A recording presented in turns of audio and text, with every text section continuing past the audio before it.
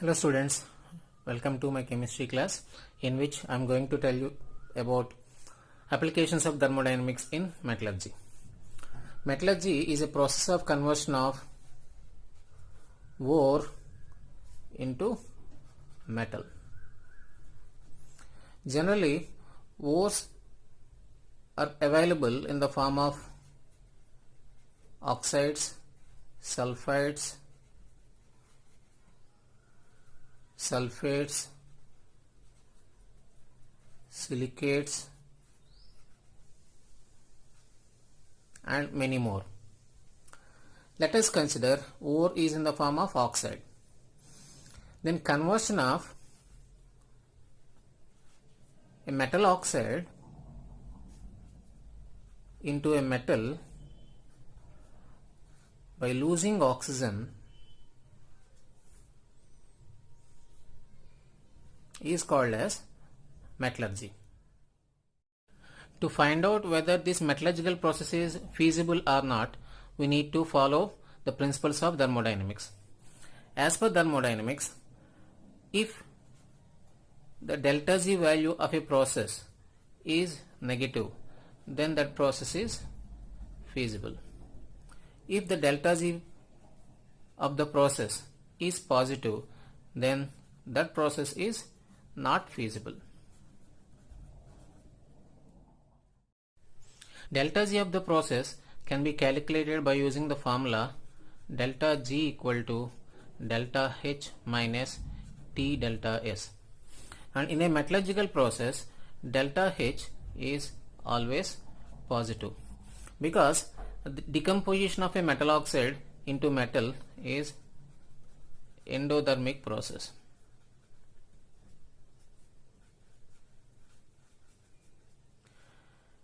And if you see delta S of this process, metal oxide is present in solid state and metal will be formed in solid state, oxygen will be formed in gaseous state. Conversion of a solid substance into mixture of a solid and a gas. So on product side we are getting a gaseous component which has more randomness than the solid substance. Nothing but entropy of a gaseous substance is greater than entropy of solid. So there will be positive. Entropy of this process is positive. If we reverse this reaction,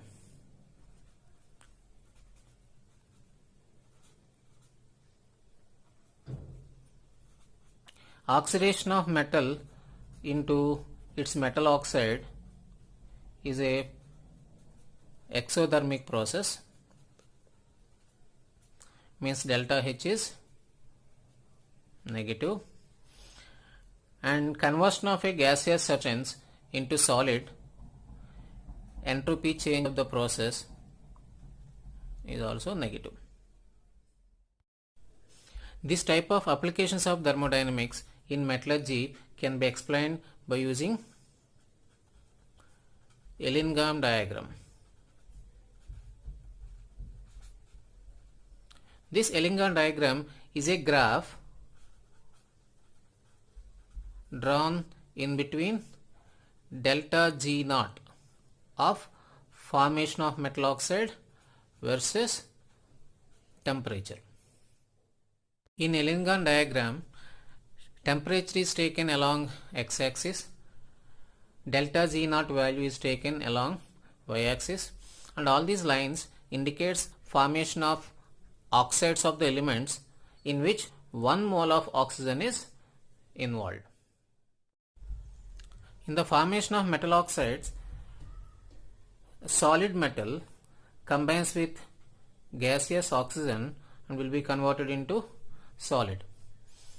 So the entropy change of formation of metal oxide from metal, delta S, is negative. And already I told you that delta H of formation of metal oxide is also negative. And if you find out delta G is equal to delta H minus T delta S. If you substitute this negative delta S value in this expression, then this minus T delta S value becomes positive and delta H is negative. So as the T delta S value increases, delta Z value also increases. So that's why in the formation of most of the metal oxides, there is positive slope of delta Z. But in the formation of carbon monoxide here, carbon is in solid state, oxygen is in gaseous state, and carbon monoxide is in gaseous state. On the reactant side, we have 1 mole of oxygen in gaseous state, and on product side we got 2 moles of gases. So 1 mole gas is being converted into 2 moles of gas, which increases randomness. With increase in randomness, delta Z value decreases. When we observe these graphs, we can see some deflections in the lines. These deflections indicates phase changes.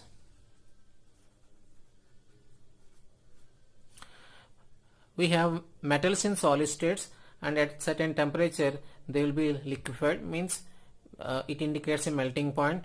And for metals like zinc, these deflections indicates boiling points, because zinc is a low boiling metal. If you observe the less reactive metals like silver,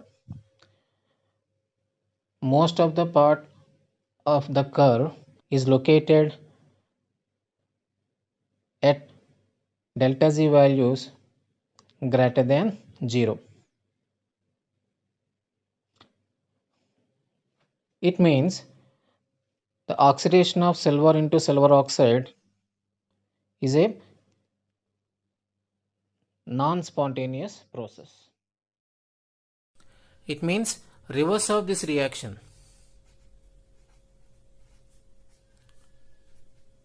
Reduction of silver oxide into silver metal, delta Z value is negative, which is spontaneous, means feasible at high temperatures.